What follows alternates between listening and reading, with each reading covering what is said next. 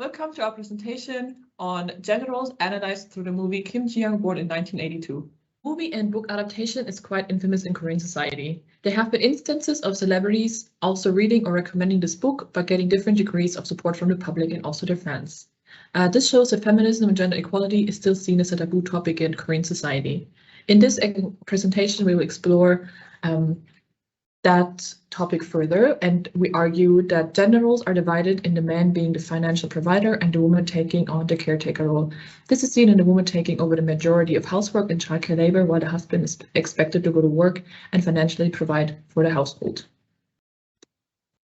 The husband's career is placed at a higher value than the work women do. They are also passed up on promotions because the employers expect them to take time off work anyways to raise the child, no matter if the woman has expressed a desire to do so or is even married.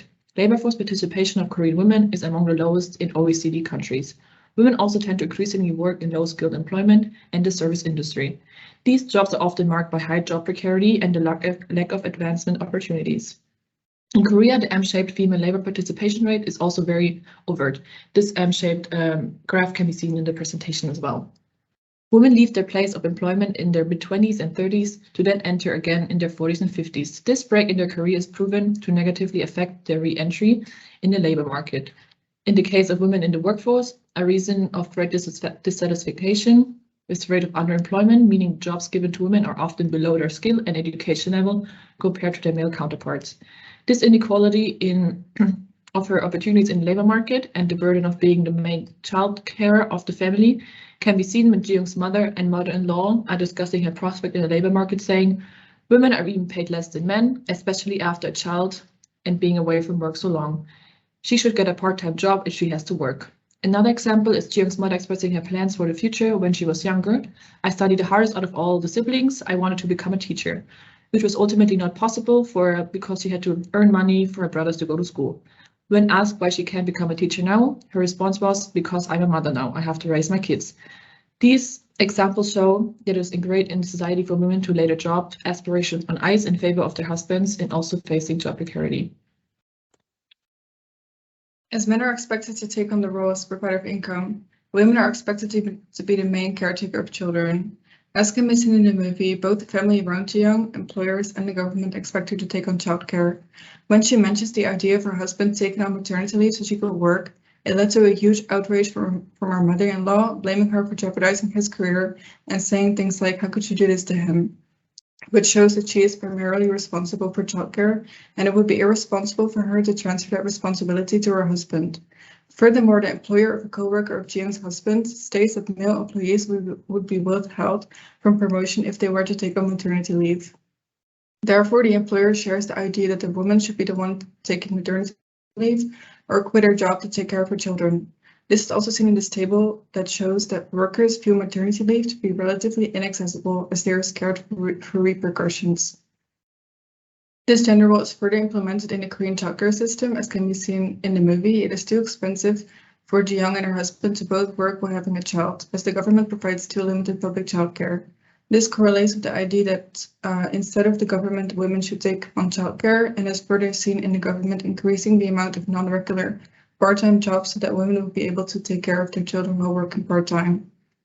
Therefore, rather than taking this assigned task away from women by providing more public childcare, they have focused on ways to accommodate women while they take care of children. Overall, both employers, family members, and the government enforce the gender role of childcare on women.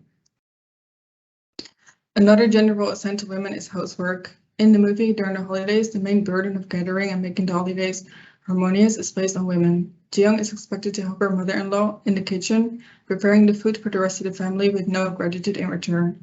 Similarly, when having a conversation about maybe not visiting the in-laws for the holidays, Jeong tells her husband that they have to go, because she will be the one blamed for ruining a family gathering. This not only shows the ignorance of her husband for not realizing she would get the blame, but also how expected it is for Jeong to take on the role of organizer. Furthermore, Jeong's mother is expected to cook on her own birthday and is criticized for not cooking. On the other hand, it is not even questioned once that the father does not cook for her on her birthday or cooks for himself on his birthday. This makes evident how taken for granted women's housework is in Korean society. This gender role is further proven by the fact that women do by far take on most of the housework, as can be seen in this table. Okay. Our last argument is that all this pressure and unappreciated work women do has an effect on the mental well-being of women, as illustrated by the example of Jeong. She expressed symptoms of depression and other mental health issues, which also affect her marriage and her ability to take care of her child. However, seeking out help would admit that she's not the perfect mother or wife, which is a standard perpetuated by Korean society. She feels isolated in her struggles and feels like she's the one to blame, which is not the case. Studies suggest that the mental health issues, such as depression, are often rooted in the pressure felt from societal expectation and expectations within a person's immediate surroundings. In many cases, married Korean men are also not very receptive to their wives' struggles with their mental health. They're not able to fully grasp how intertwined her struggles are with expectations on women regarding career, motherhood, and family. As seen in the movie, Jeong's feelings of helplessness and alienation from herself stem from her struggles with mental health and relationship and expectations from members in her immediate surroundings. In the movie, for example, this is evident when one of Jeong's mother's friends is saying, "I wish I had a daughter too." They care more about the family, after complaining that Jeong and her sister are peculiar for making the little brother participate in very basic household chores, like bringing in groceries.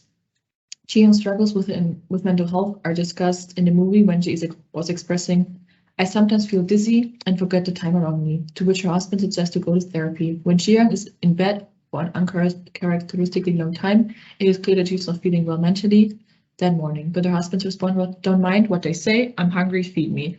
Her response was to tell him, "Stop, I'm depressed," which he continued to dismiss her and ask for another baby, which she does not want. Keeping up with the expectations of their families to have a son and proving that she is not weak and can handle everything that is thrown at her at a higher priority than taking some time to herself and working on improving her struggles with depression. This is our presentation. Thank you for listening. I hope you enjoyed it. Thank you. Bye-bye. Bye.